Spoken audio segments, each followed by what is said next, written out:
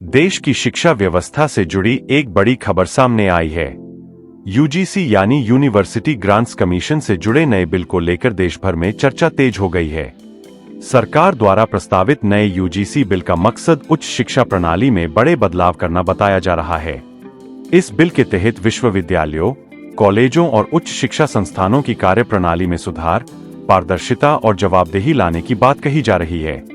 सरकार का कहना है कि नया यूजीसी बिल शिक्षा को ज्यादा आधुनिक, लचीला और रोजगारोन्मुख बनाने की दिशा में एक अहम कदम है।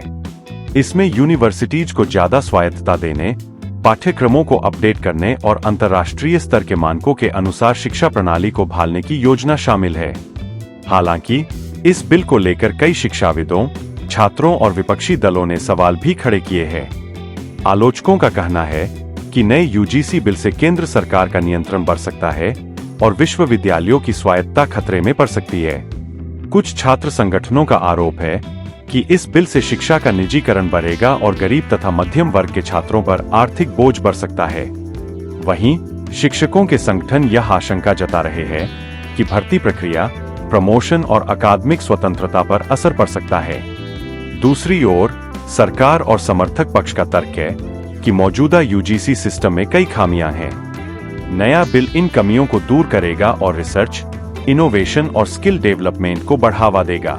सरकार का दावा है कि इससे भारतीय विश्वविद्यालय वैश्विक रैंकिंग में बेहतर प्रदर्शन कर पाएंगे।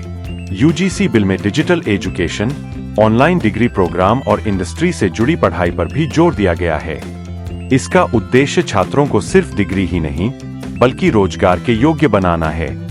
अब सबसे बड़ा सवाल यह है कि क्या नया यूजीसी बिल सच में शिक्षा व्यवस्था को बेहतर बनाएगा या फिर इससे छात्रों और शिक्षकों की चिंताएं और बढ़ेंगी।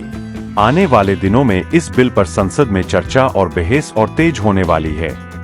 देश की करोड़ों छात्र आबादी की नजरें अब इस बात पर टिकी है कि सरकार इस बिल में क्या बदलाव करती है और इसे किस रूप में लागू किया जाता है।